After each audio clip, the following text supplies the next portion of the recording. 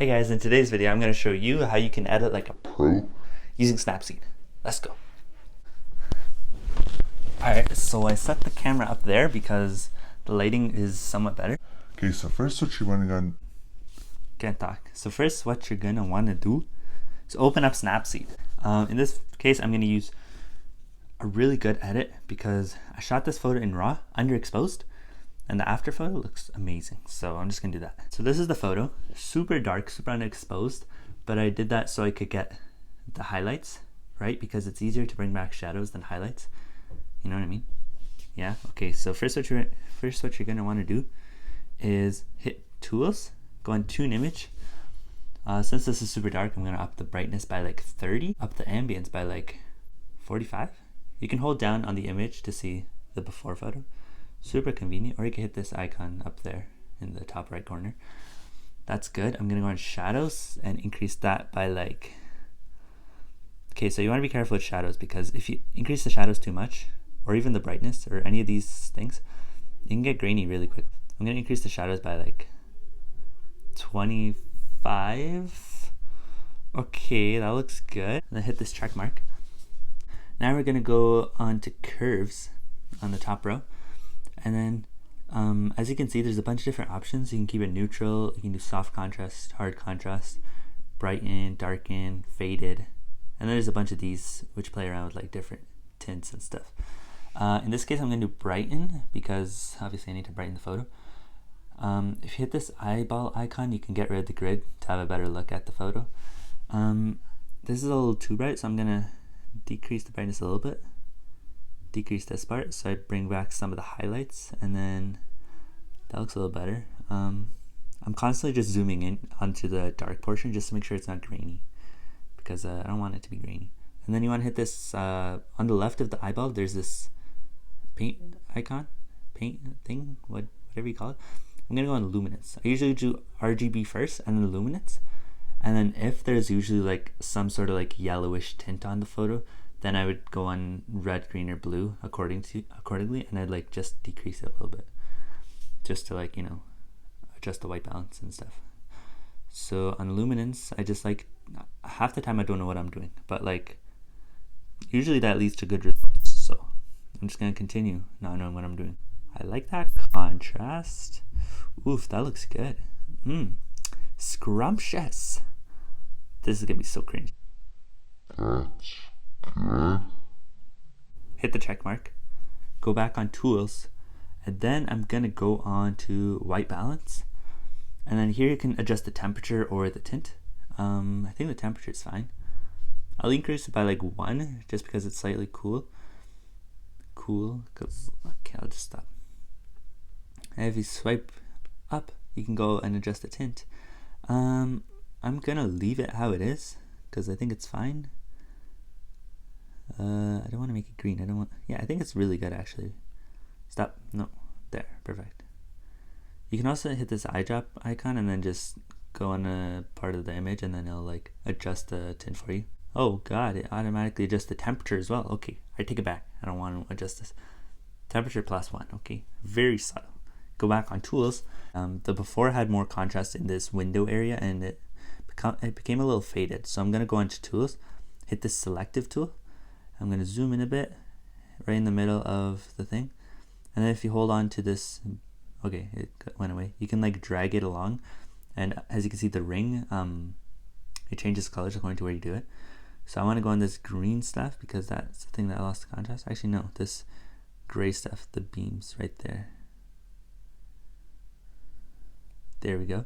And then you can just zoom in and zoom out, or not, expand this red circle because that's the radius of where the edit applies.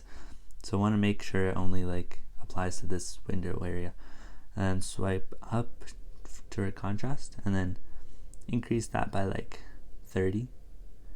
That looks a little better. I'm gonna increase the structure as well. That looks a little better. Alright, hit the check mark. This neon guy is kind of flashy and slightly distracting, so I could use the healing brush and get rid of him completely, but I'm usually not that good with the healing brush, so I'm just going to use the selective tool again.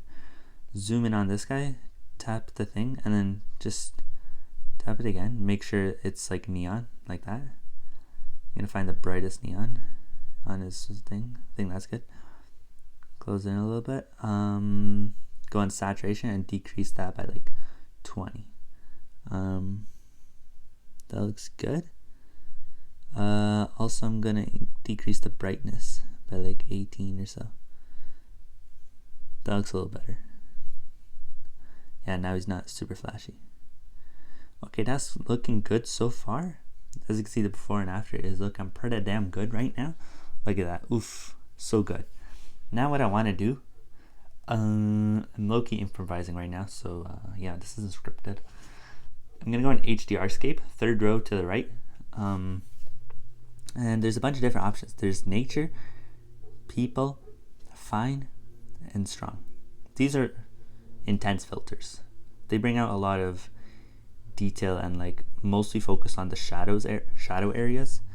I usually never do filter strength plus 50 because that's really intense, and it's like, it just, I don't know, it just, and I generally like people because it doesn't completely flatten the image, because these other options usually brighten it so much. Okay, strong has a bit of contrast too, but like people and strong, those two, they have a bit more contrast and aren't like completely so bright that like it becomes flat, you know what I mean? That's how I'm gonna do people. On second thought, strong looks pretty damn good too. Oh my god, they both look good. I'm gonna do people, and then make the filter strength like plus 25, and then do that. That's sort of subtle. It brought down the highlights, which I kind of like, and then brought out the shadows a tad bit. Actually, I'm gonna do it down to like 18, 19. Yeah, that's good. Here you can also increase the brightness and saturation. I think I'll increase the saturation a bit too, by like 15. Yeah, that's good. I might go back on white balance just because the blues are really strong in this one, and I kind of want to balance it out with the warm cloud colors, you know what I mean? So I'm just gonna go back and see if I can warm the image up just a tad bit. This is way too warm right now. That looks a little better. I'm gonna go back on temperature and just decrease that a little bit. I don't want it too warm. That looks good. All right, we doing good, homies. I'm gonna mess with the tonal contrast. This lets you adjust the high tones, mid tones, and low tones. It automatically does like plus 30 for high tones, plus 50 for mid tones, and plus 30 for low tones. So I'm just gonna zoom in, see how it affects it. I think plus 35 is good, right? Actually, no, I don't want there to be too much detail in the clouds, because then, I don't know. Midtones, I kind of like the midtones because these architectural things, you know, they got a lot of detail. Low tones, I can do down to like 20. I low-key don't even see any difference. There's like a tiny difference, but like, whatever. That looks good. Yeah, I like to think that tonal contrast kind of just makes it a little sharper and stuff. Yeah, it seems sharp enough. So normally I would go into details and increase the sharpening and structure, but I feel like it's good for now. Actually, like forever, because you know it's just good. Now I'm gonna hit rotate because it's slightly off, and I did a pretty good job. I'm just gonna do it a little more. See how that looks. Nope, that's too much actually. I'm gonna go hit this top icon with two squares and an arrow going over it. I'm gonna hit view edits, and then that's a lot of edits. I can go and rotate and just adjust that. That looks good. Alrighty. Then I'm gonna go on crop. Actually, you know what? Should I crop this photo? I'm not gonna crop it. Just gonna hit export, export. And it just goes through all the edits you made. Successfully exported. Now I can stop this damn screen recording. All right, people, that's how you edit a photo like a pro. Basically, I just showed you how I edit a photo, and like generally what adjustments I do. I usually don't do all of them. I don't think. I mean, could do a photo with all of them, but that'd look weird. But yeah, I just used like a handful of edits. This was one of the longer edits. Most of the photos like I exposed well in like in camera, so I don't need as much editing. But for this one in particular, it was underexposed, so I just showed you how I would bring out the detail and stuff. Let me know what you think of this video by leaving a comment down below. And if you like the video, hit the like button. It helps a whole damn lot.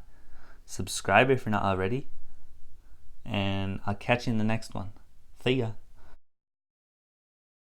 I was just looking at this phone, because this is the phone I was editing on, and it's my phone. So I was like, this looks exactly like my phone. But it's my dad's phone, because we all have the same phone. Crazy, right? Oh my god. Okay, see ya. Bye.